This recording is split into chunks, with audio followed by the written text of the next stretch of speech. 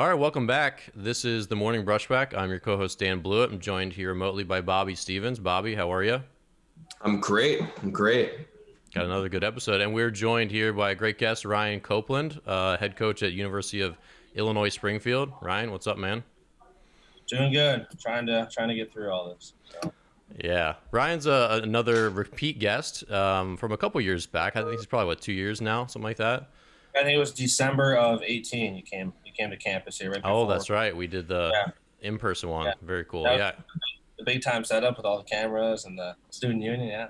Yeah, that was when I was just getting into trying to figure out all this different stuff. I think I lost footage from one camera, but in general, I thought it worked pretty well. But that stuff's harder than people realize to get all those different views, and I don't know. It was really good. It was enjoyable. I think we were on the air for 2 hours. Well, yeah. Believe it or not, there's been multiple recruits and their parents that come into the office. We're meeting, and they hey coach, I want to mention I listened to a podcast that you were on, and you know a guy named Dan Blewett. And I'm like, yeah, and they're like, yeah, I saw it on Spotify, so I listened to it while we were driving here. I'm like, okay, I hope I didn't say anything stupid.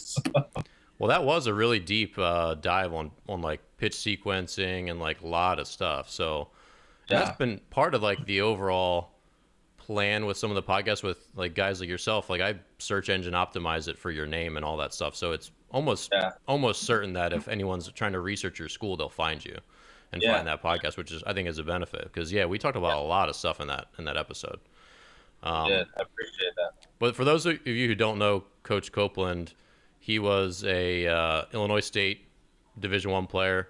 You're drafted, played a couple years or a bunch of years in the minor leagues. And one of your big things is that you had impeccable control, which I do want to talk about today. And you're also, Coach Copeland is really great with technology and finding the blend of all this stuff that everyone seems to bicker about on Twitter. So people are always bickering about velocity and this, old school versus new school. But especially if you listen to our conversation before, Ryan, you do a really good job of finding the balance because you played and you were good and the balance of all the different things and you're not too far in one camp or the other. You're just trying to mix it all together. Is that a fair assessment that you try to be pretty balanced? Yeah, I mean, I appreciate the kind words, and I think I come from a background where and I think you guys as well, when you were playing your college ball, we didn't have all this stuff. I mean, a J band wasn't a thing. I remember seeing the first time I saw a J band was in spring training of 2011. I was making fun of this kid named Boone Wedding. What are you doing? Pick up the ball and throw, how crazy does that sound now? So I had a very, very old school head coach my first couple of years at Illinois State, Jim Brownlee, 75 years old now. And she tells you he was in World War I and World War II and Vietnam. And, he was tough, really, really tough. And it was about getting guys out. It was about competing. It was about being an overall really good pitcher. So I think that kind of morphed me into the pitcher I became, the person I became, and eventually the coach. But I kind of saw an opportunity at the tail end of my pro career when I got to work with Brent Strom, who is now part of the Astros. He kind of opened up my eyes to a lot of the things that are going on now. And he was kind of on the forefront with that with Tom House and very, very cool stuff. So when I got released and decided to go into coaching, that was something I wanted to get into. So, got into the cameras, the high speed cameras, and purchased my own Rapsodo back in 2016. And the funny story about that is I was on the phone recruiting Eric Jagers. Eric Jagers, the driveline guy, and really good pitch design. And he was, of course, with the Reds now. And so he's deciding on where to go to school. He was in a gap year. So I give him a call. Goes really, really, really, really well. He's like, Coach, I'm interested. He's like, do you have Rapsodo? I had no clue what he was talking about. I was like, oh no, but we're working on getting it. It's a little pricey, but we'll have it by the time you get here. Okay, sounds great, Coach. So we hang up the phone, we get off. I get on Google, what Rapsodo? What's Rapsodo? So from there, I was like, hey, you know what? He ended up going to Iowa, so we weren't going to get him anyways. But if that was a kid that didn't have that offer from a school like Iowa, we lose out on that kid because of that. And I was like, I need to learn about this. So yeah, I think with your players, it's about blending them together, having a good balance, and understanding that every single tool you have might not be for every pitcher in your program, every player in your program, and certainly we use some of those things more than others with certain guys. And I hate the sellout mentality, like mutually exclusive. Like you have to be a data-driven, throw-hard tech guy, and you can't care about winning, or you got to be the old school. Screw this stuff. Like it doesn't work. I see Bobby on there on Twitter with Jeff Fry and I'm all over it. I scroll past. I never retweet, I never comment, but I see it. So yeah, don't Lurker. comment or you don't want to tarnish your reputation by jumping on my Twitter. That's the scroll past. That's where you got to have the feel to scroll past. Oh yeah. I think that's what about every college coach in America tries to do, but I think some can't refrain either. So. It's funny because I do get a lot of messages on the side being like, I would love to say this and retweet this to but I can't because they're college coaches. Dan, yeah, I've said that to Dan. I've texted Dan like, hey, I just want to let you know I really agree with you. I'm not going to comment on it because it's not worth it. And that's no, you can't. You can't. You guys can't. In your position, you can't take a hard line stance one way or the other. You can't really attack anybody. I can. That's why I do it. Well, that's the benefit of your job. Bobby's a paid gun for hire. So if you need to criticize someone on Twitter, send $25 via Venmo to Bobby Stevens. Yeah, I'll do it for free. I got to get his number and just echo the message from myself. Yeah, right. That's fine. So speaking of, let's start. We're going to cover a couple of things today. We're going to talk about Command a bit. We're going to talk about the Black Lives Matter movement a bit, which hits home for you a little bit. And let's also talk about, we're going to chat about some technology. So let's start with cameras because we were talking about this off camera. So you said you just got a Sony RX-10, like the Mark IV, which is the most recent version of that camera. And obviously the Edgertronic is the one that gets so much press. Like it's, like everyone, but you don't feel like that's the better camera. Is that right? Yeah. And I guess I should preface it by saying I've never used an Edgertronic. So like, I can't speak to that in fairness, but just looking at the video quality and the lack of color with the Edgertronic, and I just think that the Sony RX-10 IV is just night and day better, in terms of pitch quality and all that. So, I mean, again, I can't speak to it because I haven't used the Edgertronic, but we love the Sony. It's unbelievable, and I would highly recommend anybody go get it if you're into pitch design and pitch overlay. But we use it for everything. We use it for mechanical analysis as well, not just with our pitchers, but with our hitters as well. Yeah. Really. For those of you out there, I just grabbed mine off the shelf. This is the Sony RX-10 Mark IV, and the Mark IV is just like the fourth version of it. Like this is like a 10-year-old camera. They update it every 4 years. They don't change the name of it, but it has a super long zoom. I don't have a battery in it right now, but it's an easy like portable handheld. It's like the size of a DSLR, and it has a crazy zoom. So like I've gotten footage. I'm actually going to screen share so people can see like what we're talking about. I think that's helpful. But this is an Instagram video that I took on the Sony RX-10 from behind the plate from like 30 rows up at University of Maryland. And this is, I think, 480 frames per second. And it's pretty incredible. Like as you see the pitch coming in, like you can see the spin orientation really, really well. I mean, it slows down. It goes up to 1,000 frames per second. That's, like I said, 480. But I mean, it's pretty remarkable. And you could get this view like this close from over the center field wall. So when you're talking about, tech that's like accessible to a college, like that's an $1,800 camera. I got mine used for, I think, $1,200. But I mean, what are some of the ways that you guys use it, or how do you use it the most? Yeah, I would say probably the most common way we use it is for the pitch analysis, pitch design down in the bullpen.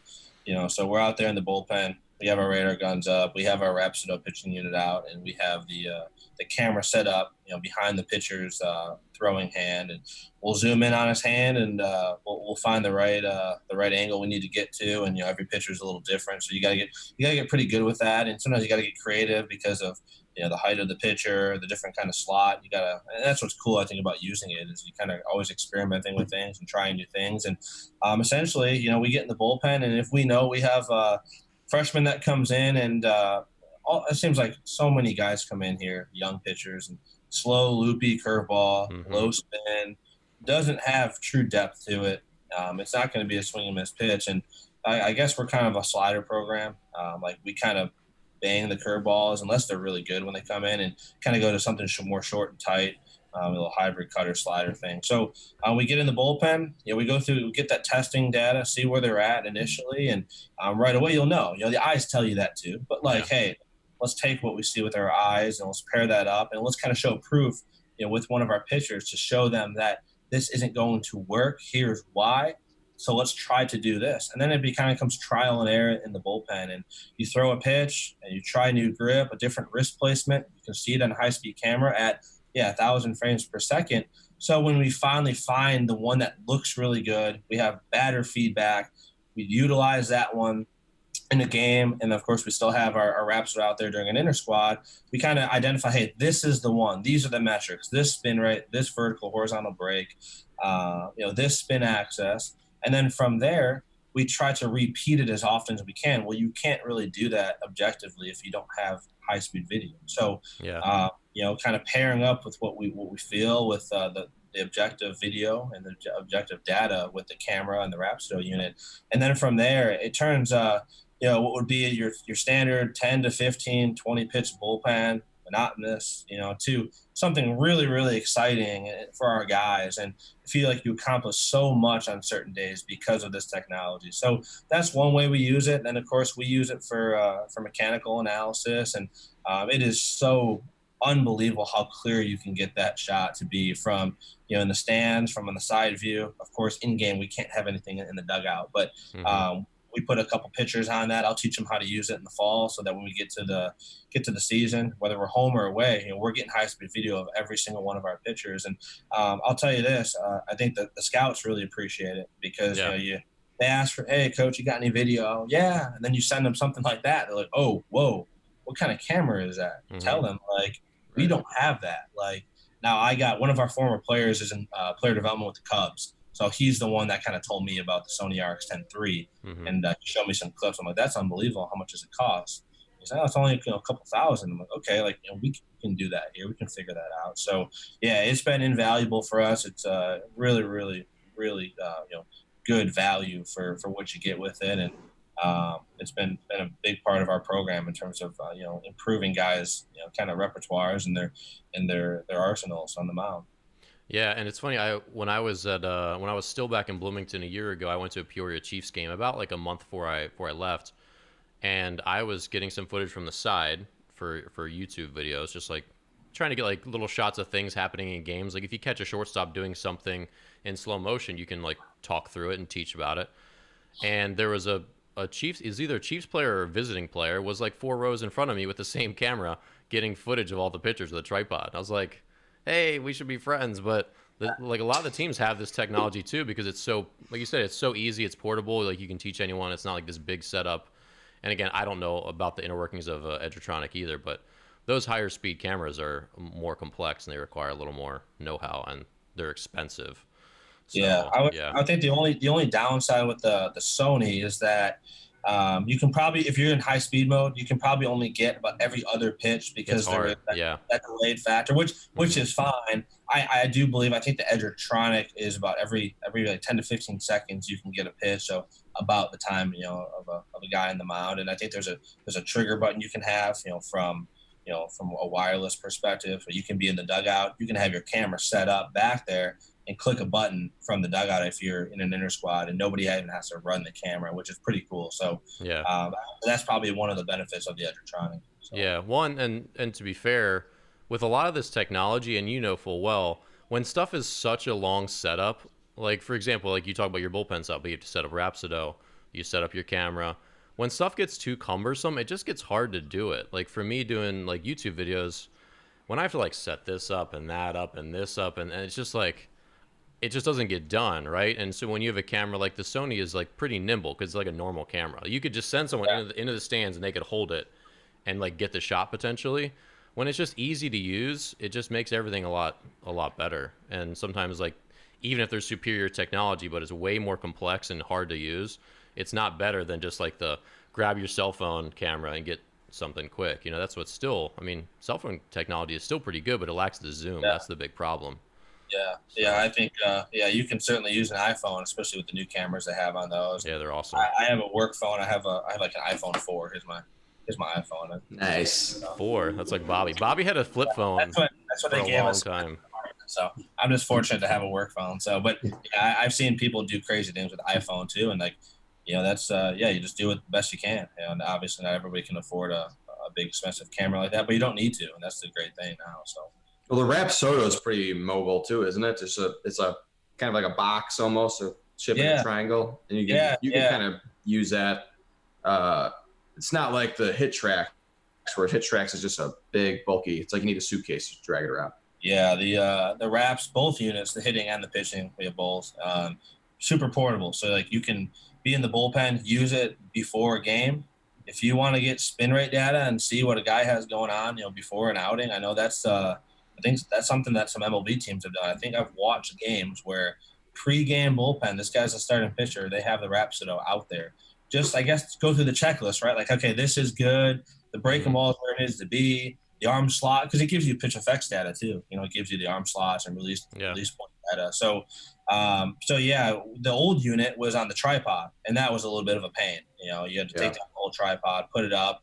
It had to be 6 feet from the tip of home plate. Yeah. So, like, that's pretty close to your catcher's setup. And we had so many times where a ball goes into the dirt, they go to block naturally, and they kick the tripod down, thing falls over. You're praying you didn't just break your $4,000 Rapsodo. So going to the ground unit, which is awesome.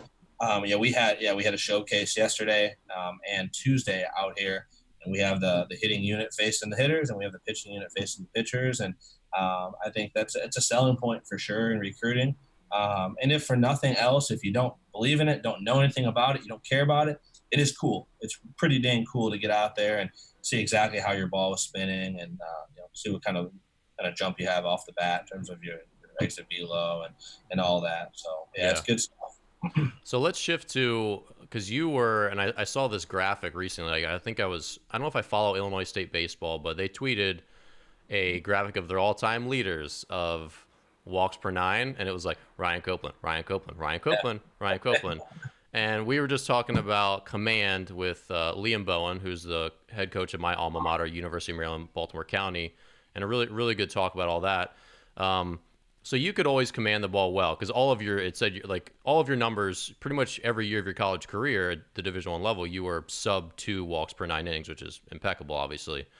Yeah. And as far as talking about Rapsodo and technology and all this stuff that you can try to tinker and make things better, what is your opinion on command? Yeah, I think it's the enigma.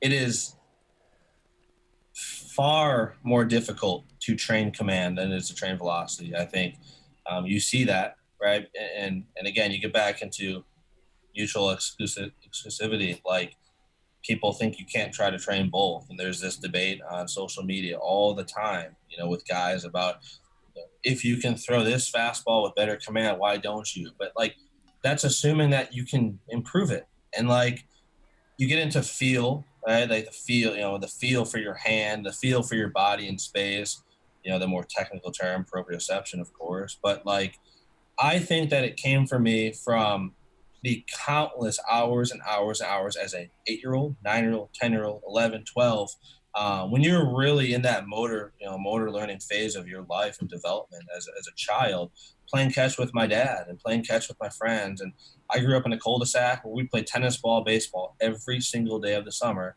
And then you took a couple hours off, and you went and played your little league game, your house league game, at 6 p.m. And like, it's just all we did. It's all we did.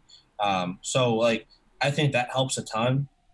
I've always been able to throw anything exactly where I want. And like, I can't really explain it, but like, there's certain things I think some people can just do and feel with the baseball that others can't. And it's like, sometimes with our pitchers, like, or you guys, you could feel like they're throwing the ball with a mitten on their hand. It's like, they don't feel their hand. Whereas like, one of my pitchers can teach me a grip or wrist placement or what they do with a certain ball. And like, we could get out the Rapsodo, and I bet I could duplicate it like within 5 pitches, like almost the same exact metrics. And like, I honestly don't know the answer. We try a lot of different things. I think the most basic, watered down answer is your catch play. But like, we see a lot of people play good catch and they're accurate, and then they get on the mound and like, they can't throw the ball where they want to. And then you get into the argument of control versus command, control being able to throw the ball where you want in the zone. And then within the zone is more command. Like I can throw the ball on this part of the plate, up, down, in, out. And like, that's where, how many guys, you think about how many guys in the big leagues even have that. I mean, I think when Dallas Keuchel won the Cy Young in 2015, I read a stat that the average miss of his location was around 10 inches. And that's a Cy Young winner with good stuff, with, by all accounts, really, really good command in the major leagues with far less velocity. And like, he still misses his spot by 10 inches every time on average. Like, so I don't really know the answer, but I think we're trying to figure it out. We do stuff with command baseballs. We try to do anything that we can get. What is a command baseball? So Driveline came out with baseballs, and of course part of their weighted baseball sets that are actually bigger and smaller. So they actually have a little degree of different weight to them, in addition to different size. So it's like you pick up a baseball, and then you pick up a rock, you pick up a baseball, you pick up a a golf ball, and you're trying to throw the ball at the same exact spot every single time. Your body plays tricks on you, I think, is the kind of the way to describe it. And it takes a ton of, quote unquote feel, proprioception ability to be able to throw that ball where you want to. And we try things like that. We do it with weighted balls as well, getting in the bullpen and throwing, at 70, 80%, so we're making sure we're staying safe, but throwing a 6-ounce ball and then a 4, then a 5, then a 7, then a 6, and trying to throw the same pitch where you want to go with different weights, so like there's things that we try. But I don't know that I know the answer. I don't know that anybody does, because why wouldn't we have figured that out yet? Like, why are walk rates at an all-time high? Well, clearly there's a correlation between that and the increase in pitching velocity. Is the pitching better now than in the 70s and 80s? I think absolutely. But those guys don't tell you that. They think it's worse. So, like, I don't know. What's your thought? So I heard that it's now 5 walks per 9 is the Division I average, at least. I mean, is that the same in Division II? Sounds about right. Yeah. Like, I know, like, and, like, we're usually in the middle of the pack with that. Like, and that's weird for me, because, like, that's not who I was as a pitcher. And I think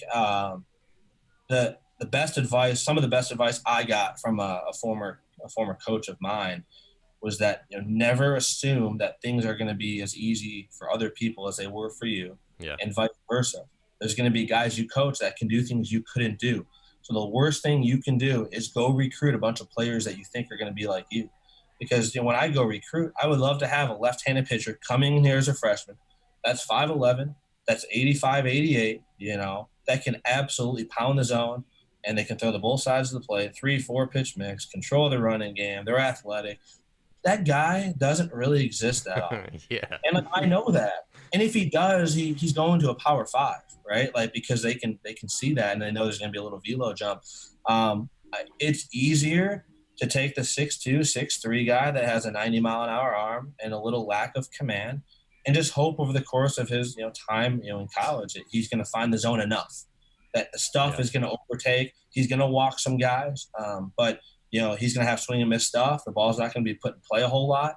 His opponent batting average is going to be down. So in turn, his whip is about where it needs to be, with the walks even being high. And I think that guy's a lot easier to recruit, a lot easier to find. And like, we have guys like that. But yeah, for a guy that, went an entire season, I think I walked 9 guys in the 2008 season in around 100 innings. Like, that's very frustrating for me sometimes, but I remind myself it's a different time, and it's not as easy as throw strikes. Like, hey, they're trying to throw strikes. There's something going on in the body and in the mind and the hand that's not allowing them to do that. So yeah, one thing that I found, Bobby, go ahead. I was gonna say throw strikes when you hear the parents yelling from the stands, but it's part of it too. We talked about this with Liam. Like I mentioned, I think part of it is attitude. It's like, stop trying to nibble off the plate and stop trying to throw your two seam on the corner. Like, throw it in the middle. Let it run to a spot. Don't try and be perfect with it, and it ends up being a ball. And it's not necessarily that it wasn't a good pitch. It was that the hitter just, like, he doesn't want to swing at an inside fastball, and then it runs off the plate, and now it's a ball. Whereas if you throw it down the middle, like, it's his eyes are going to light up, and then he's going to jam himself. Like, it's more of I feel like a lot of it is attitude with young, especially with I work a lot with younger guys. Like, I don't do as much with college level athletes. I definitely don't do a lot with pitchers. But if I ever am coaching a game and I have to go to the mound or talk, it's like, hey, let's focus on, let's pound the strike zone and let them make some mistakes. Like, you're making all the mistakes for them. Let them make a few mistakes and get a little bit of confidence. Like, I try and preach confidence, but it's more of an attitude, I think, than people realize when you want to pound the strike zone, throw strikes, because guys are taught to hit the corners, stay low in the zone, and then you try and be so fine with it, you end up 1-0, 2-0, 3-0 to pitcher or to good hitters, and those are the best counts to hit in, obviously. Yeah, I agree, and we didn't end up covering that in our talk with him, but you're right, and I think the weird thing with youth players is they don't learn from almost anybody that there's more to the plate than just the middle and the corners, and they don't realize as much. And I explain this to all of them, that there's middle, halves, thirds, and corners, and really, like, the halves. You watch big leaguers, there's catchers setting up to the half way more than you realize, like outer half first pitch, inner half, because they know there's going to be some leeway, and outer half becomes outer third when you miss that way, right? Like Dallas Keuchel knows he's going to miss off the plate, so if he catchers outer half first pitch, that gives him plenty of room to just, all right, boom, I hit the corner. If I miss, right, it's outer half first pitch, big deal, he grounds out anyway. And kids don't realize that. They get one strike and now they're on the black, and then, by just like the law of averages, if you threw 1,000 pitches, you're going to have a spread, right? What do they call that? I know I'm blanking at the moment because early. Yeah. And so if you're on the split, you're splitting the black, half of those are going to be balls, half of them are going to be strikes just from random chance, assuming all of your misses are relatively constant. It'll probably be more like an egg shape, but and so then if you like, okay, let's take that grouping, that's the word I was looking for. You take that grouping, your heat map, and move it to the centered over the half. Now you throw 67% strikes because less of that grouping is off the plate. So, Bobby, you're 100% correct that there's a strategy part to it. Like, so many kids are, boom, strike one, on the black, boom, ball one. Now they just come back over the middle of the plate. It's like, you should have just gone middle, then the outer half. Now you're 0-2. Then you can screw around and you're good. So, I mean, do you see a lot of that, Ryan? Like, guys come in with like a lack of strike zone awareness? Yeah, no, Bobby, that's a great point. That's a philosophical thing, and that's what we teach here. I'm glad you brought that up. I might have let that slip past me. We teach our pitchers to throw the ball down the middle of the plate. I'm not lying to you. If it's 0-0 or even 0-1, 1-1, our catcher does not move. We give ourselves what we call margin for error, right? Like, you're not good enough. No one in the big leagues is good enough to actually physically throw the ball exactly where they want it every single time. It actually probably really happens.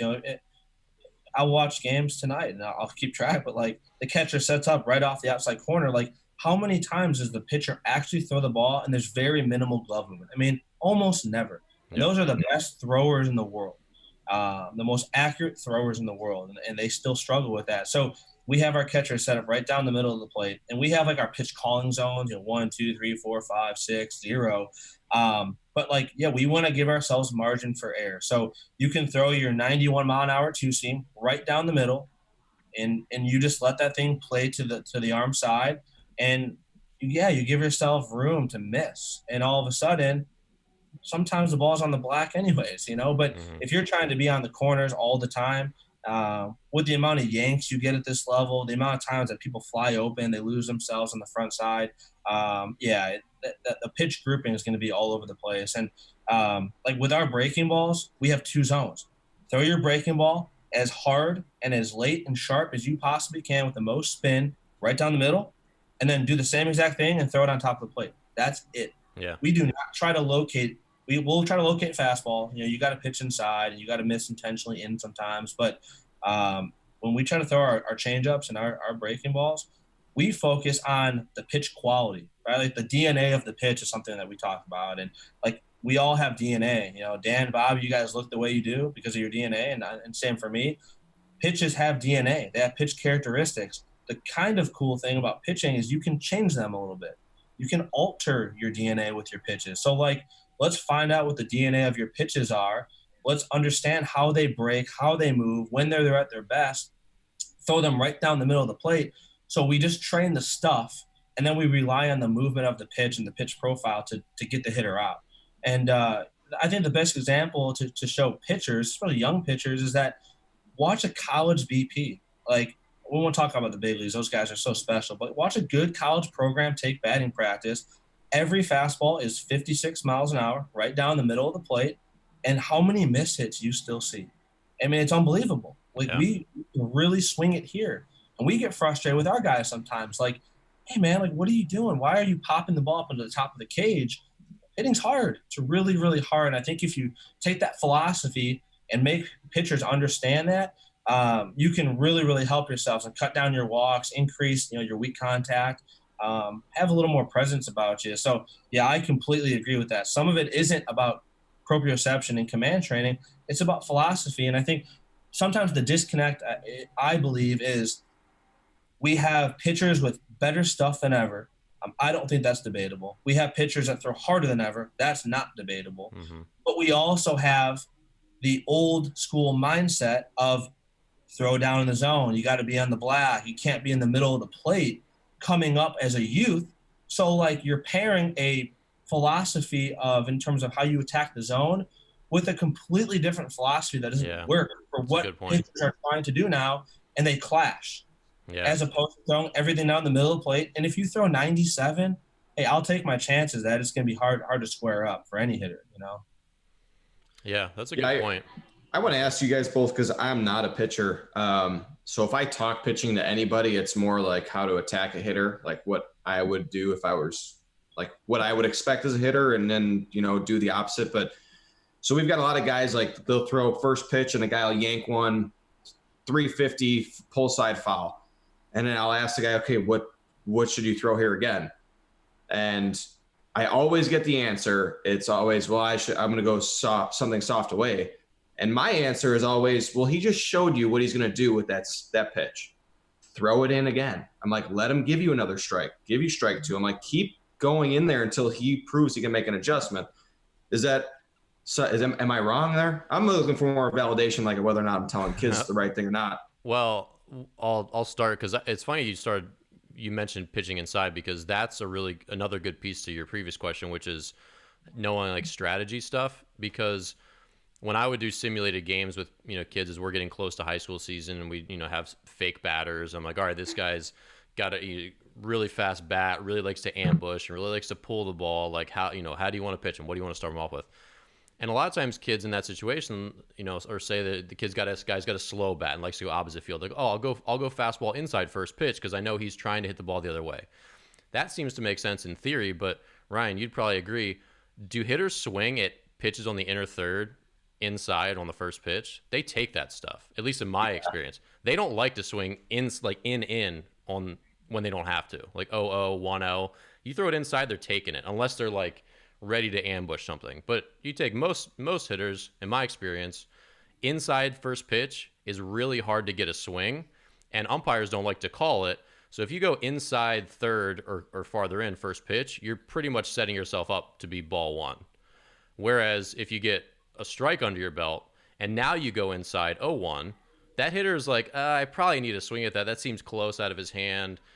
Then they're more inclined to help you. Like, that's just like a basic strategy thing that I figured out, because I pitched inside a lot. I had to be successful, and I knew I'm not going in early. I've got to get ahead. Then if I go in later, this guy is going to help me by swinging at that pitch that maybe is a borderline ball and that maybe the umpire doesn't want to call anyway. And now I get a strike because he's helping me by swinging. How do you feel about early inside pitches, Ryan? Yeah. You talk to your hitters and you talk to your pitchers, and you have those conversations with them. And like the one thing you find, no matter who's hitting, no matter how talented they are, is in any count, they hate the ball inside. If it's firm and it's in, whether it's for a strike, right on the inner half, or it's, in off their hands, they hate it. They cannot stand it. They don't want to hit that. Now, of course, there's the times where hitters will ambush and they'll cheat. And they'll try to get to that ball. Then they still got to be pretty dang good to be able to keep that ball fair and get on the barrel. Again, assuming there's a base of velocity. So, yeah, that's a common take. And I think then there's the middle ground, the one strike pitch where, like, they feel like they're kind of in swing mode now a little bit, especially if they're behind in the count. And then I think it reverts back to a no strike count with two strikes, as in you get a lot of takes with two strikes and you throw a fastball in. It is just out of the hand. It just doesn't look right. It doesn't look good. And, some of the best pitchers we've had have been able to do that really, really well. And We had Andrew Dean was drafted out of here 2 years ago to the Padres, and that's all we did together. Like, when in doubt, we just throw a fastball in at 90, 91. And I would have loved to see his opponent batting average on that pitch. And it's just almost an unhittable pitch. No hitters want to swing at that. So, yeah, that's I think that's where you get into the advanced, the ability to pitch is like we see so many fastballs away. And like as a right-handed pitcher to a right-handed hitter, you have to learn how to throw extension side and be able to throw a strike on the outer half. It's I would say it's one of the tougher pitches to drive if it's in the right location. But if you're out there all single day, hitters start to pick up on that. Scouting reports get out. So, pitching inside was huge for me. It's a big part of our staff and our culture and what we try to accomplish. And that's not easy, though. A lot of guys really, really struggle with it. And there's a fine line between trying to throw in and for strikes, trying to throw in for effect. But a lot of times guys, they yank the ball and they can't get in there as a righty. And as a lefty, they pull off and it ends up being middle away. So, pitching inside is probably one of the hardest things to teach. But I think it is a mindset, kind of like Bobby mentioned about the strike zone. I think it is a little philosophical as well. Yeah, and Bobby, to your point more specifically, one of my biggest, and this is still a really vivid memory for me because it was when I was really starting to learn to pitch in summer ball. Because we had an old salty left-handed minor league and indie ball veteran as my manager, and one of the best hitters in the league was a guy who was coming from Louisville. I think he went to Northwest Shoals after that. He was a Louisville first year, then bounced out, but super fast hands, and he was crowding the plate. And this was a guy that would just would hurt you. I mean, he was just lightning fast bat, and so he wanted to pull everything. He would not hit a ball to the opposite field the entire season. But he was hitting 360 against everyone else and hitting 220 against our team because our coach is look, I know it seems because he wants to pull the ball down the line, you want to stay away from him. He's that's wrong. He's trying to pull outer half pitches. That's why he crowds the plate a little bit. That's what he's looking to do. We're feeding him nothing but inside fastballs. And we're all okay. So the staff bought in. And everyone's just pounding this dude in. We're hitting him, not trying to hit him, but just you're going to hit him when you throw them all in. And he's just roping balls foul. And it did. It took some conviction because I was and he hits a missile foul. And you're I kind of want to go away. Nope, you go back in and pulls another missile foul. And he's getting frustrated because he knows he can't keep it fair. And you just keep it in there. It's he can't get to you. It's having a... in a fight where the bully holds your and you can't reach the bully, that kind of thing. It's he literally can't keep that pitch fair because he's not going to change his swing to inside out it or get it to the big part of the ballpark. And we literally just owned this kid all summer by pitching which is that way inside, which just definitely seems counterintuitive to everybody else. And then once in a while, once he's really on the ropes, freeze him low and away, and he just shakes his head and just walks back. But I learned a lot from that because it was counterintuitive, and you kind of needed somebody to say, hey, this is it seems like the wrong thing to do, but it's the way we're going to go, and you'll see how it works. And it really is fascinating, just that back and forth with hitters and some of the, like I said, counterintuitive approaches that pitchers take. So you're not wrong. Hard. I feel like it's hard. It's hard as just a player in general to watch somebody have some success. What success I would consider is barreling a ball off of you, but it's foul. Yeah. And then to think that that's not the correct, that is the correct thing to do. If you hit it foul, it's so hard to adjust. Especially reverse it. If you're throwing fastballs away and he's just peppering the opposite field dugout, stick with that pitch until he shows you he can at least speed up the bat enough to keep it between the lines. If he can't do it, there's no reason to speed it up for him. Mm-hmm. So I try and tell guys hey, they're giving you tons of information, whether it's how they take a pitch or how they swing at a pitch or where the ball goes when they foul it off. Take that info and use it. Don't overcomplicate it. The pitch you just threw is also a good pitch that next pitch. You can double up, you can triple up. You don't need to, just because you have 3 pitches doesn't mean you need to mix and match every pitch. It's okay to pitch with just your fastball until someone proves they can hit your fastball.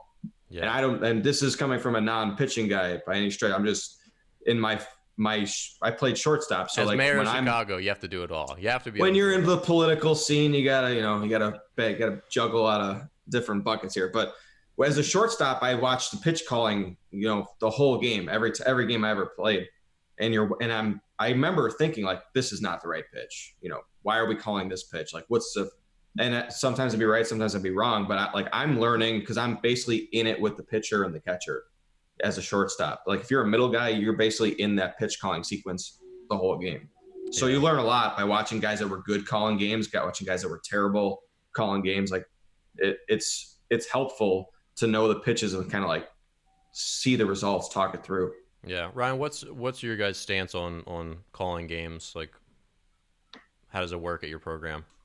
Yeah. So I've called pitches most of the time here, going back to 2016. And that's something I always fight that. I always fight, like, I know the arguments for, I know the arguments against. I know you're a big proponent for not calling pitches, and and like I absolutely see both sides. I would say our catchers have the ability to call pitches at certain times, and what we try to do is, even if I'm calling pitches in a game, like there still is coaching going on, because I think the biggest argument is like, well, let them learn, let them develop, and like, what if they have a chance to go play pro ball? And like, well, like, I think that's an outdated argument, because like pro catchers are essentially calling pitches based off of like data now. Like if it gets to this point, this is what we do. And Bobby touched on it, and I agree with Bobby. I think a lost art, and we talk about data collection. What about the data that a hitter gives you from their swings and their takes and the way that they hit the ball and what they're trying to accomplish? And like, that's a big part of pitch calling as well. I guess the argument I would make is like, I don't necessarily know what my strengths and weaknesses are as a coach. You probably have to talk to other people. I think my biggest strength is taking what I did as a pitcher for most of my career, underwhelming velocity, but being able to pitch at a high level in a really good baseball conference, and getting really good hitters out, and taking that knowledge and helping our guys get hitters out in game by controlling that stuff, but also still trying to coach them up as well. And I guess the one argument again is well, they're not necessarily getting to do it themselves, right? They're not getting to fail themselves.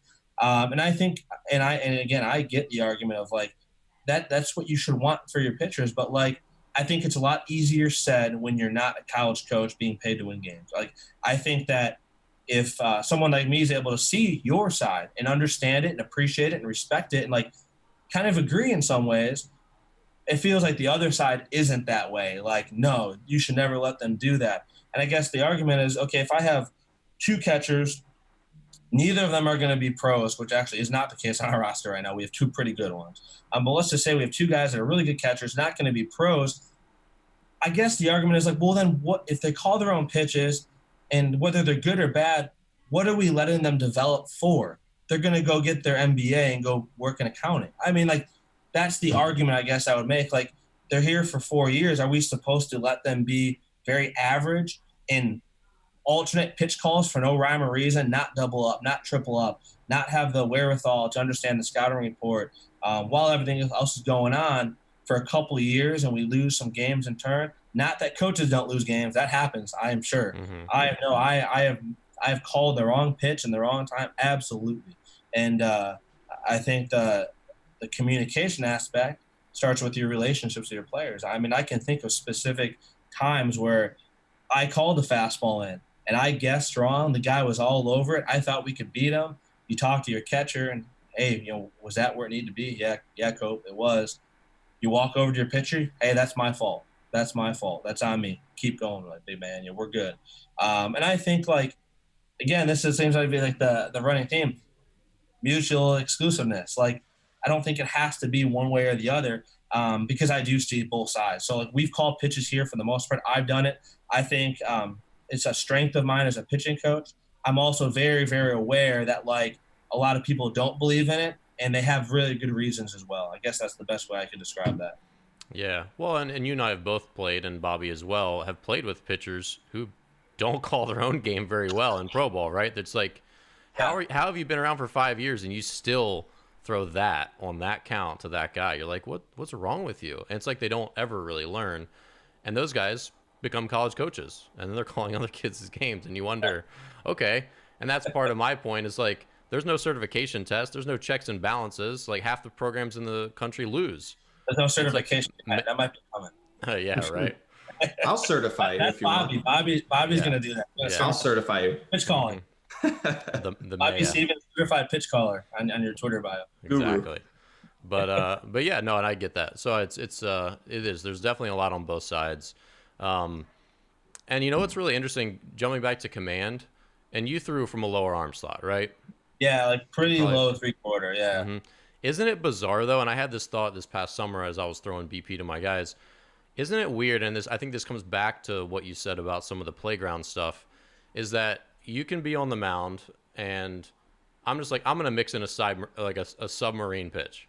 Yeah. And as you're about to do that, you like get this feeling in your body that even though like I specifically remember this moment from last summer where I was about to do this, and I'm like, I know how to do this, and I know how to throw this for a strike. And I feel like it's truly bizarre to think I haven't thrown a ball sidearm from a pitching mound in I don't know how long, right? I like literally never do that, and it's yet I am gonna throw this ball for a strike, and then as I throw it, it's close, and then I throw another one and I make an adjustment and it's a strike. Like that ability is baffling when you really think about it. That a human can just be like, I'm just gonna do this, and I'm gonna still know where it goes. Do you feel like young players lack that? Do you feel like infielders, like kids who are more well-rounded, maybe as youngsters, develop that? Like the fact that you're playing shortstop and you're a pitcher gives you more of that proprioception and the ability to make adjustments? Yeah, I think so. And while I think the play as many sports thing is good but overplayed, I think. I think it doesn't make sense for people. We've had this conversation. Yeah.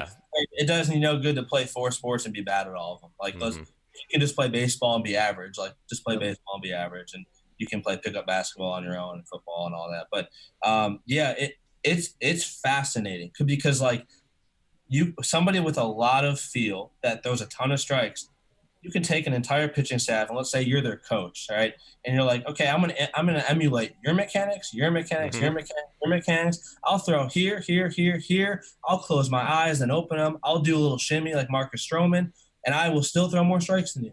And it's like, that's what we got. Yeah, we just talked about it. Like, how can somebody explain that? And like, I don't know the answer. I'm not smart enough. Yeah. Like, that's a thing. Like, why can Marcus Stroman do that? And like, you have some pitchers that just can't even throw the same pitch twice in a row in the same spot. And like, I think being a young kid that like, I don't know, I think we're all pretty similar in age. Like, I just know the way that I know we grew up, and like, this is old man on the porch kind of thing, I guess. But like, we're outside all the time. And it's not just like video games. Like, that's not the only culprit. It's a different world. Like, it's less safe now. It is like, but like we were outside all the time, running around, playing Ghosts in the Graveyard, skipping rocks, right? Like playing pickup baseball, then playing tackle football, and you got to play quarterback. And I think like if you have some level of athleticism as it is as a kid, and then you just further develop it by doing all those different things and constantly being outside.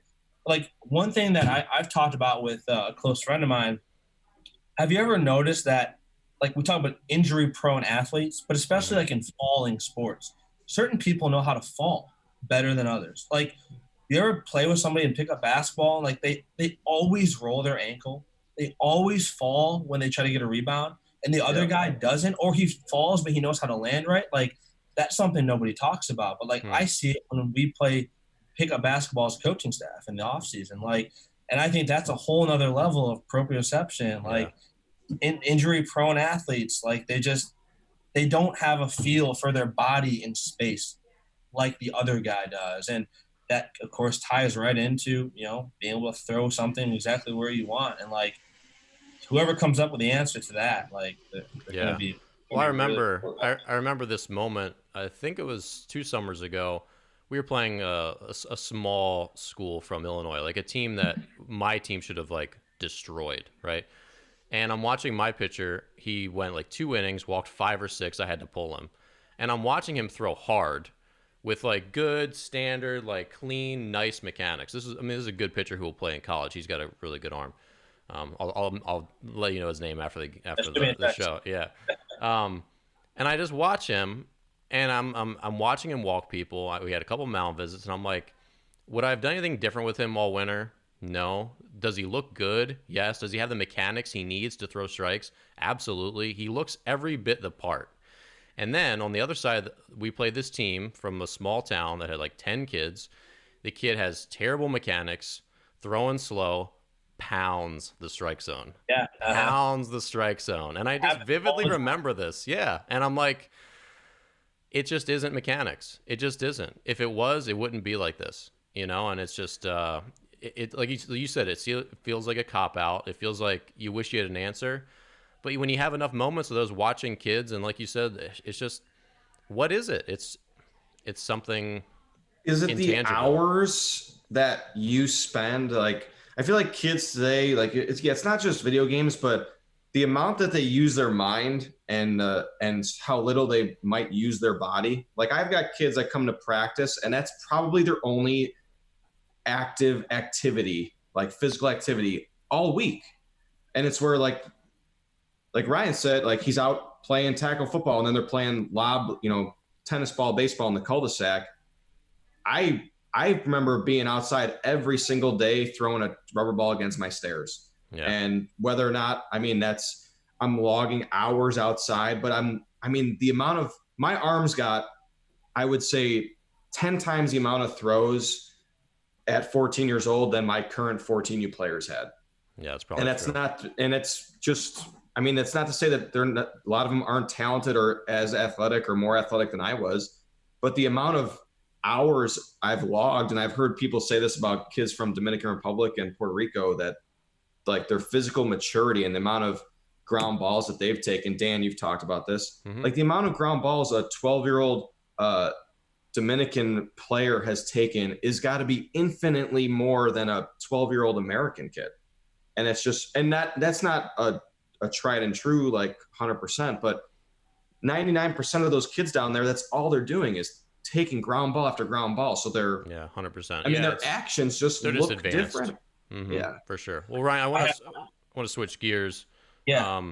Because we want to talk about, before we wrap up here, the Black Lives Matter movement, and so like, what have you guys done as a team to talk about that?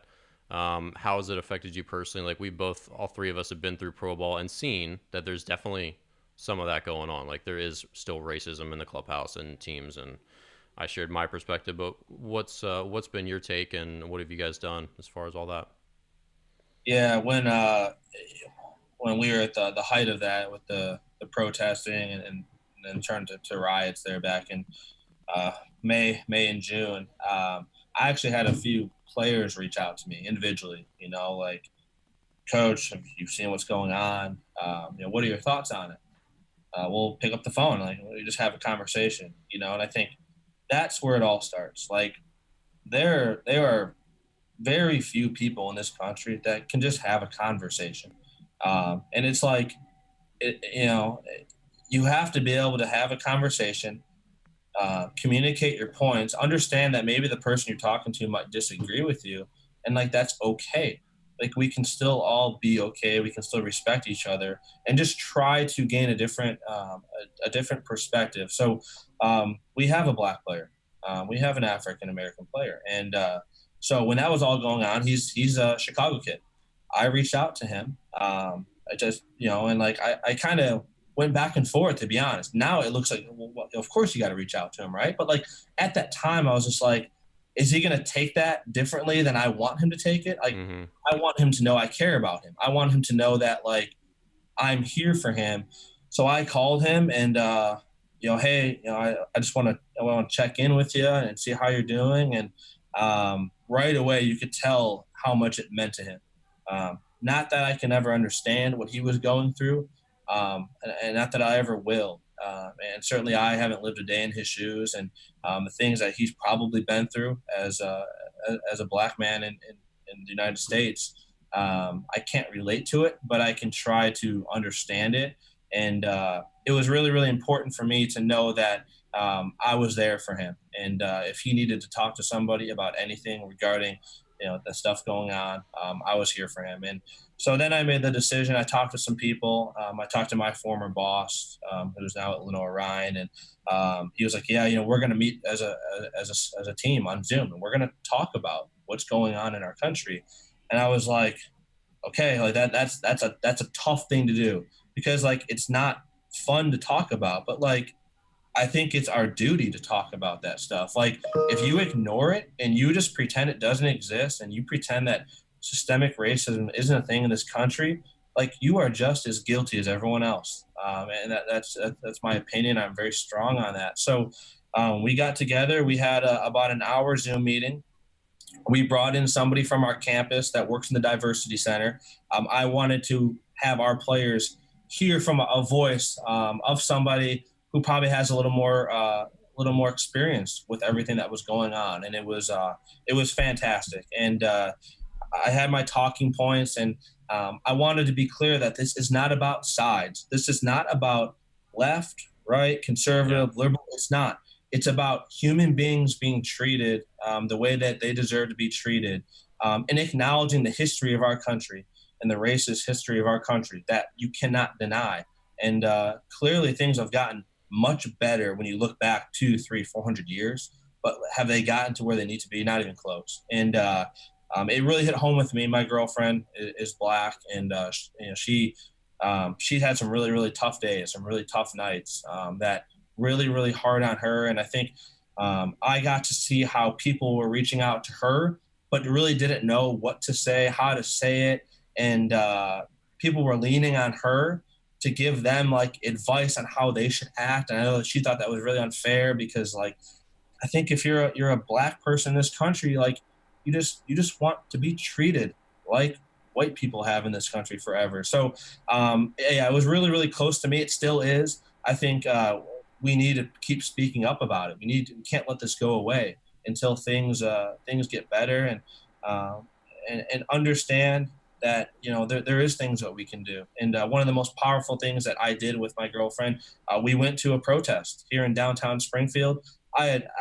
If you would have said to me 5 years ago, like, "Hey, you're going to go to a Black Lives Matter protest in support of these Black men and Black women that have been killed by the police in recent times," I thought you were crazy.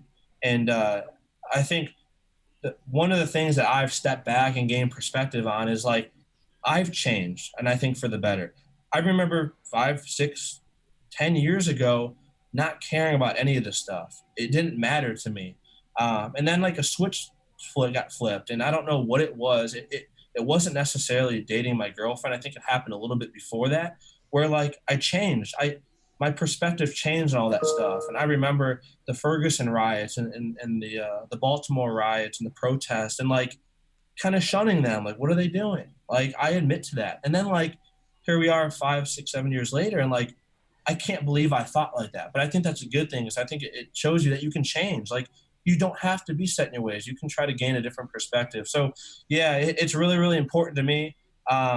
It's obviously very, very uncomfortable to talk about.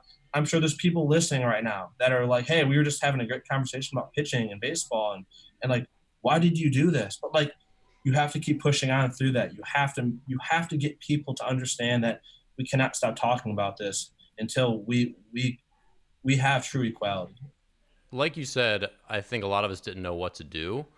And for me, I'm not like a very rah-rah person. Like, I went to a protest in DC one day, but I felt like I could write, and that was sort of like my best way to reach other people and young people that I'd work with. And for people that don't know, like, you're in Central Illinois. That's where I lived the last 9 years, where we met.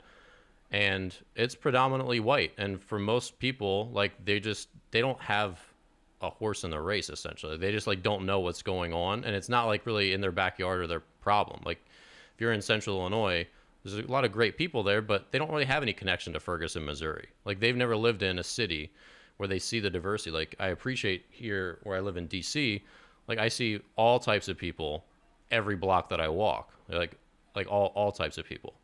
And like you said, we've all experienced this in our clubhouses. You only have a handful of Black teammates every year, and it's typically like almost, if I look back at my own career, it's probably 2 guys every season, and that was it. And I think that about represents the 8% that is in baseball now. and those numbers are still dwindling. But yeah, I think it's hard for a lot of kids, especially like in your neck of the woods, just to really understand, because they just like live their life. They don't know as many black people in Central Illinois, and they don't know anyone who's really suffering probably from it. Or they never asked, or they never asked. Yeah. Well, Springfield's kind of. I've been to Springfield probably a half dozen times. Springfield's kind of diverse. More diverse than most. I would think it's more diverse, but it's also very segregated. Like there's just like a big city like Chicago. I mean, there's your pockets where you have your neighborhoods, and they're definitely segregated. And then you get into why that is, and redlining, and all the stuff that goes on, especially in the bigger cities. And you're back in Chicago history, Cabrini Green and the Robert Taylor homes, and the way that those families were redlined. And the one point that I wanted to really make with our players is, and I think this was important, because I think as a moderator, you're trying to get people to have a conversation. You can't be biased, right? Like that right away takes away credibility. It's no different than the people that argue CNN versus Fox News. Well, they're both biased. So it's hard to watch sometimes if you're trying to be neutral. So like I wanted to make them understand that you can acknowledge that there's systemic racism, that police brutality with black men is at an alarming rate comparatively to everyone else, and also support police and be pro-police. And you can acknowledge that Black Lives Matter, the movement, is a great thing, and the protests are great, and they've achieved so much in terms of bringing awareness about the cause, and not support rioting and understand and condemn that that's wrong. Like, again, like people think that you have to pick a side. You can acknowledge both. Like you can be so tired of black men dying at the hands of the police that were unarmed, but also still support the police. And like I saw a quote one time, like, unfortunately, in a really, really hard job, an incredibly difficult job, it's a job where you can't have bad apples. You can't because people lose their lives because of it. And so like that was what I wanted to make clear, guys. It's like this is a Venn diagram, right? Like we can all be in the middle. You can want everything. You can support everything and acknowledge that while this may be right, I can also acknowledge that this is also wrong. Like, so that's what I really wanted to push to our players, and to just be open about it, and that like we are going to talk about it. Like I kind of used to be like, hey, no politics, guys. Like, don't want to hear about it. But like, I guess if this is politics, then yeah, we're gonna have to talk about it, because it's about human lives. And it's not about politics, and that's what's unfortunately. I mean, it's current news, but like with my letter that I wrote, I got a lot of angry emails back from my email list, and most of them were, "This is political. Like, I don't need to hear your political BS." I'm like, not one thing about it was political. It's not where it came from. Had nothing to do with it. But if you think being on this side means you're this, on this, you're left, or this, having this opinion means you're right. And I was like, look, what if Democrats love pizza and I love pizza? Does that automatically make me a Democrat? Or, if you love ice cream, you're a Republican. I love ice cream. That makes me that's not a Republican opinion. It's just like, it's just an opinion, And I think that's what's unfortunate, is all this stuff becomes politicized, where it's like, no, this seems more like a moral and just like a societal issue, not a political issue. COVID and masks has become political. Like how? Yeah, it's everything. Everything is political. It's so sad. Everything's political now. It's like you can't have an opinion that doesn't lump you in with a certain tribe. Overall thought process, or you can't. It's almost impossible. As much as you want to, like you can in your groups, like amongst the team, it's not going to be political, right? You're just having conversation because you've got different backgrounds on the team. I had to have conversations with all of our kids, mainly the high school kids, because they're the ones that are actually active on social media. Like they're posting things, they're saying they're reposting things, they're liking things on social media. And my big echoing, overarching point to them was that the internet's permanent. You have, believe what you guys want to believe. What you guys all grow up, come from different backgrounds. I go, just understand that whatever you post is going to be seen by everybody, and it'll never go away. I said that doesn't mean you shouldn't post it. I'm just telling you if this may affect you in 10 years from now. So take it for what it's worth. I go, I'm not going to sit here and tell you to think one way or the other. I said that you guys believe what you want to believe. You're all, my big thing is if you have a smartphone, then you're an adult. Like if you're adult enough, that's the worst policy ever.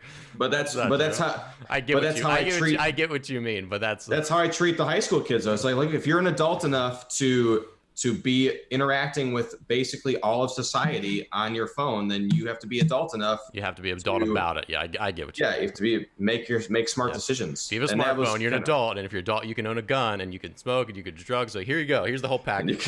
You get your phone, you get a box of guns.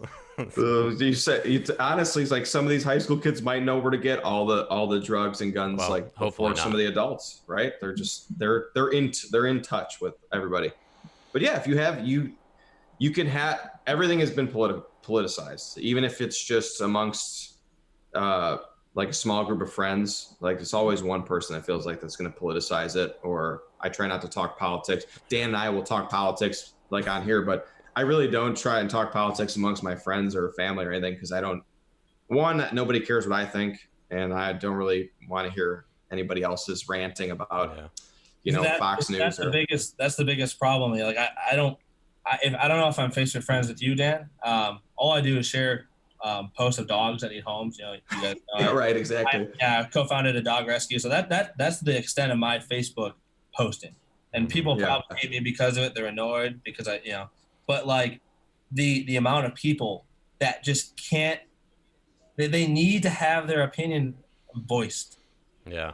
They just have to type it. They have to type it out. They have to post it. Hey, like it's okay if people don't hear from you. It's fine. I promise you. Nobody, just like Bobby, like he said, nobody cares about your opinion on politics. Nobody cares about mine either. I know that. So like right. myself. Yeah. I don't know if you guys have Dan, you're not on Facebook, are you? Are you on Facebook still? No, I am, but I unfollow every person and I never post ever. So if you're Facebook friends with me, I don't see any of your stuff. I see literally, I have no feed, and I haven't posted a personal post unless it accidentally auto posts from like a piece of content. But I don't post anything personally. So there's like on Facebook, there's groups like I live in a neighborhood called Bucktown in Chicago. Right, you're probably familiar. Oh yeah. And there's like Bucktown Community Watch. So I'm like in this group, like you want to see what's going on, and it's just people posting ridiculous things that happened to them. Like I went to the gas station and he was rude to me, and they post it, and then it gets 200 comments, and it's just like, oh, what? Nobody cares. Like nobody cares. It's like an update. It's just how people interact now. It's a whining They post machine. it. Yeah, they post it, and it's honestly it's great entertainment. I'll screenshot you guys some. Yeah, would love it. So Ryan, do you have any new policies going forward with your team? Like, what's like been like the action plan going forward? Yeah, so I think we'll make an effort to have formal conversations, throughout the semester where we actually sit down and we talk about certain issues. And I would like for us to be much more involved with the Diversity Center on campus. And again, it's just all about getting different perspectives and listening to people and listening to try to understand, not listening to try to respond. And I think that's really, really important. And I just want to have a team that kind of reflects what we're all trying to accomplish and be better people and be more understanding of everything. And I think you can't do that if you don't talk about it. So, and if you would have a year ago, if I would have heard conversations about this type of thing going on in the dugout, it would have been a little off to me, a little weird.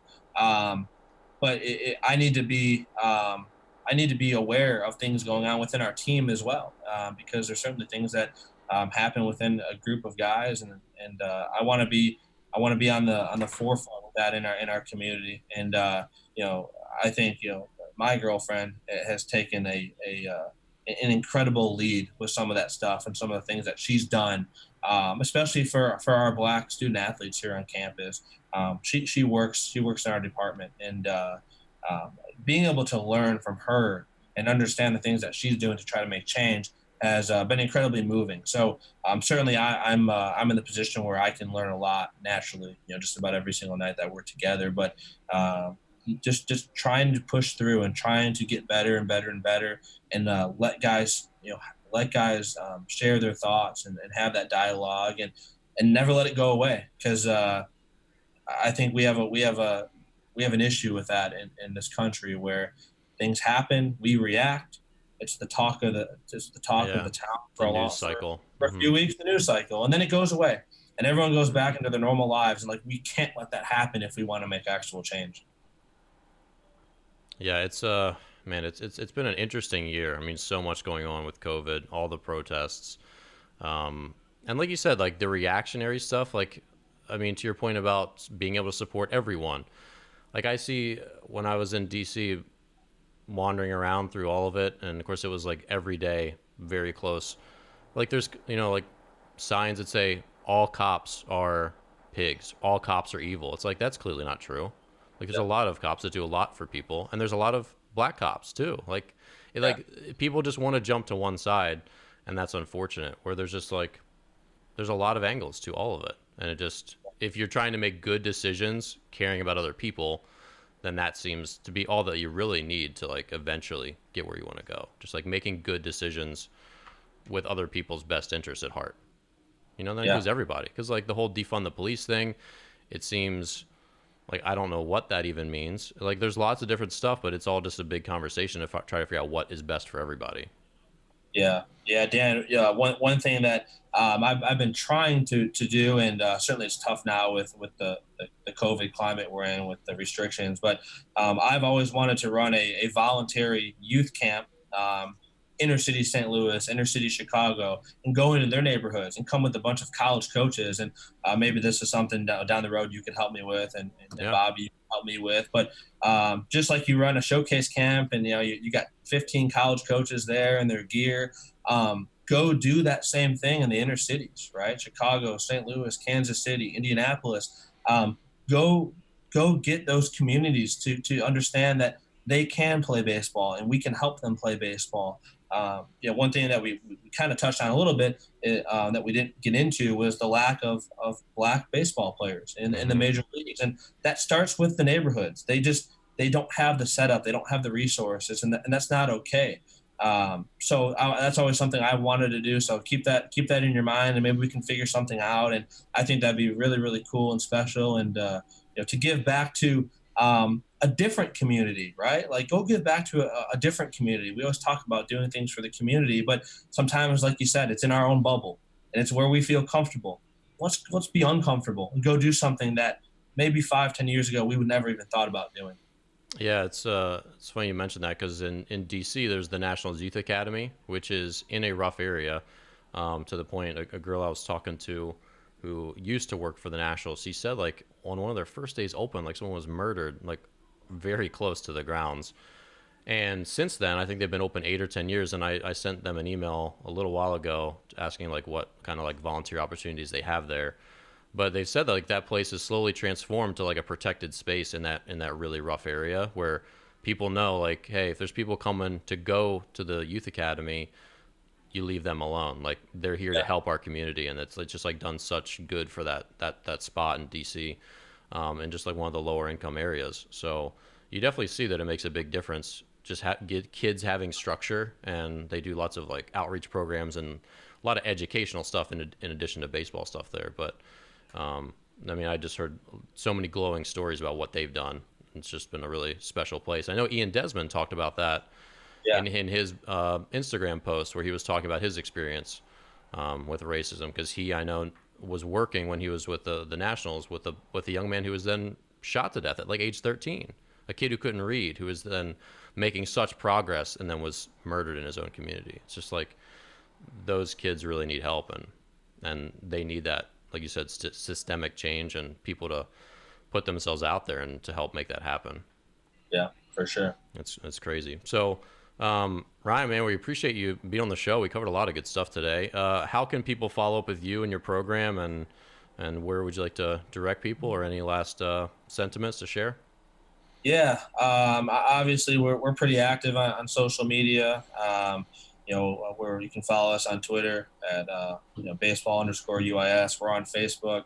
We're on Instagram, and we're trying to get ready for a normal fall here. Our guys will return to campus next week, and So far, we think we're going to be able to practice, and we've canceled outside competition, which stinks for our guys. We were supposed to go to Illinois State, go to Southern Illinois, but yeah, we're trying to do the best we can. We will have weekly testing here on campus, so we're very, very fortunate to be able to be funded for that. So hopefully we can keep all of our players, all of our staff, all of our students safe. We are having our annual golf outing for all you golfers, September 26th. And at the Rail in Sherman, Illinois. It's actually a PGA course way back when. So pretty cool. $250 for a foursome, $75 for an individual golfer. Super affordable. That's on the very low end of prices for golf. So for any listeners that are interested in that, it's not just an alumni event. That's just a UIS baseball. You want to come out, you want to golf, you want to be around the program. We'd love to have you. And Dan, thank you as always. It's always a pleasure talking to you. We probably don't talk enough. I know we always have good conversations, and yeah, Bobby, thank you for having me on. And are you still with Windy City? Oh yeah. Bobby is Windy City. Yeah, the brands. No, I know you talked to our pitching guy and our 17 new guy Corey a lot. Yeah, for sure. Yeah, he's got good players, so we'll keep reaching out. I mean, for anyone listening, if you don't know anything about UIS baseball, you should take note. I mean, that's what I would consider the premier Division II program, definitely in the Midwest, if not the country. Where do you guys project this year as far as ranking wise? Have they come out with any preseason stuff? Not sure where we'll be at. You know, I like to think we're usually in the top 25 there, and yeah, we're you know, the work that's been put into this program from 2011, when the first year of the program's inception, and to where we are at now, not just with facilities and, you know, the recognition we've gotten for some really, really good seasons. Very, very proud of that. And it wouldn't happen without the people around our program. You know, I think you surround yourself with really, really good people, and really, really good things happen. We get a lot of credit as a coaching staff for doing a great job. The reality is we have really, really good players, and a lot of really, really good young men that do a great job, do everything we ask to. And yeah, I think sometimes people, you know, like I'm at camp yesterday, and I mentioned, hey, you know, we've had 6 guys in the last 3 years, you know, including a couple signees, be signed by an affiliated MLB team or be drafted.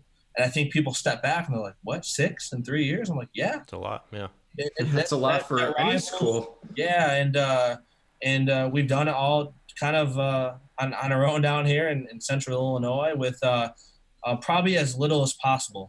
Like to this day, right now, we still don't have electricity at our field, and we've won 40 games on average in each of the last 3 years. And I love everyone talks about culture, just like you hear about development, right? Those words. And elite culture and development. Yeah.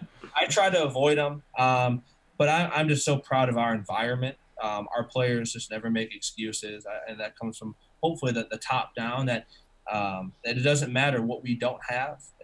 We focus on what we do have, and that's some really, really good baseball players that really, really care about what they do. And hopefully we're doing our job as a coaching staff to make sure we're putting them in the best position possible. And if you're about getting better, if you're about getting from point A to point B, you know, point B is a guy's ceiling, I think we should be an option for anybody in the Midwest. And certainly we get told no a lot more than we get told yes in recruiting, because we're going to go try to recruit with the big boys. And you know, again, we get told no a lot, but we have really, really good players. And in turn, I think people think you're pretty good at your job, which fair, unfair, who knows? But yeah, really, really proud of what we've done here.